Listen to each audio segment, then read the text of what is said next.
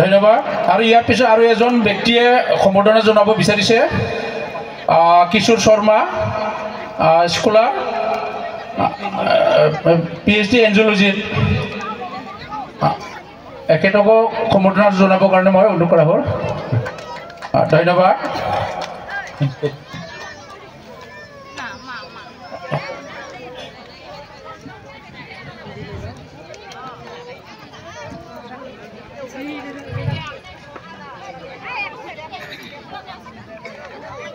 বহুত বহুত ধন্যবাদ। এতিয়া ভাষণ ৰাখিবৰ কাৰণে আজিৰ সভাৰ মুখ্য অতিথি তথা BTRৰ চিফ UPPLৰ সভাপতি শ্ৰী প্ৰমোদ বড়ো ছাৰ, এখেতক মই বক্তব্য ৰাখিবলৈ মই অনুৰোধ কৰা হ'ল। কোনেও যাতে আসন এৰি নাযায়, চবে আমাৰ চিফ ছাৰৰ লেকচাৰ শেষ কৰালৈকে বহি থাকে, সকলোকে আহ্বান কৰা হ'ল।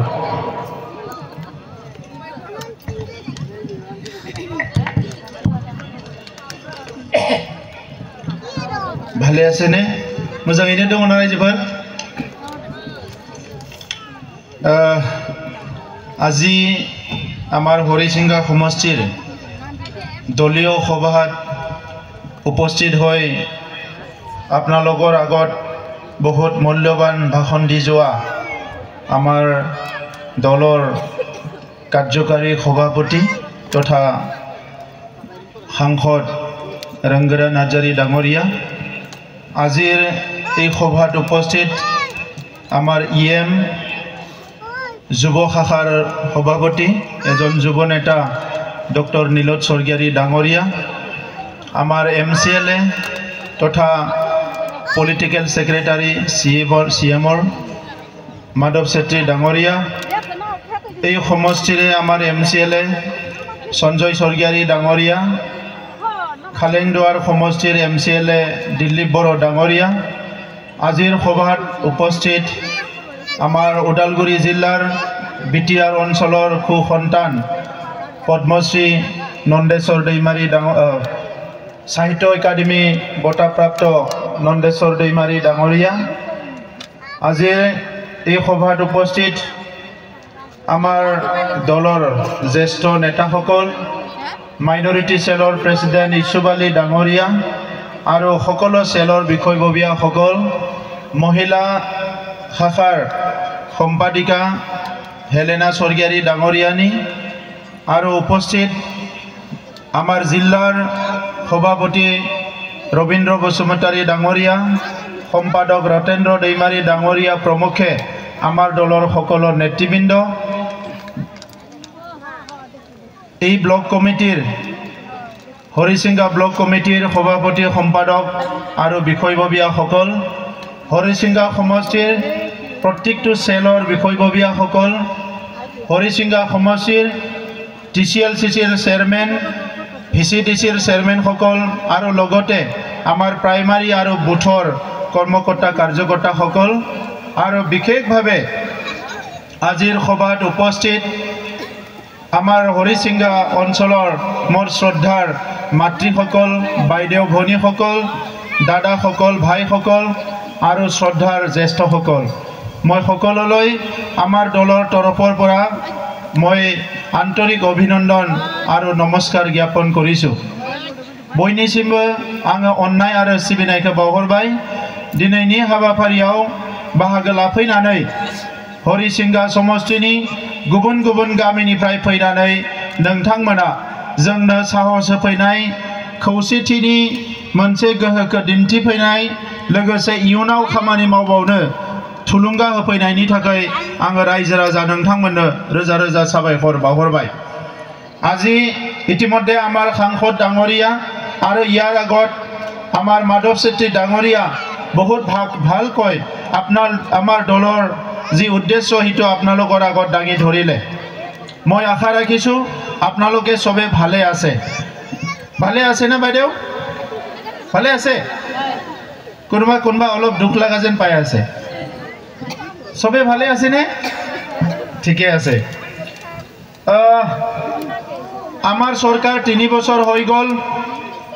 3 বছৰ আগত চৰকাৰ গঠন কৰাৰ আগত যেতিয়া হৰিসিংগা সমষ্টিত মিটিং কৰিবলৈ আহিছিল সঞ্জয় স্বৰ্গীয়াৰী ডাঙৰীয়াৰ কাৰণে শস্ত্ৰপাৰা আৰু দুটামান জাগাত তেতিয়া এই অঞ্চলৰ ৰাইজ সকলো ওলাই আহি আমাক সাহস দিছিলে যে আপোনালোকে আগবাঢ়ি যাওক আমি আপোনালোকৰ লগত আছো সেই সময়ত আমি ৰাজনীতিত নতুন আহিছিলো তো সেই কাৰণে আমাৰো অলপ ভয় লাগিছিলে যে আপোনালোকে যেটো বিচাৰিছে এই কামবিলাক আমি কৰিব পাৰিম নে নোৱাৰিম তো কি কাম কৰিব আমি আহিছিলো আপোনালোকে জানে নে আমাৰ বিৰোধীৰ মানুহবিলাকে কৈ আছে ইউপিপিএল বিফল হৈছে বিজেপি বিফল হৈছে বুলি কৈ আছে বিটিআৰত ইউপিপিএল বিজেপি বিফল হৈছে বিফল হ'ব লাগিলে কিবা এটাটো কাৰণ লাগিব কোনটো এটা কাৰণত কোনটো এটা কামত আমি বিফল হৈছো আজি আমি কোনো এটা কামতে বিফল হোৱা নাই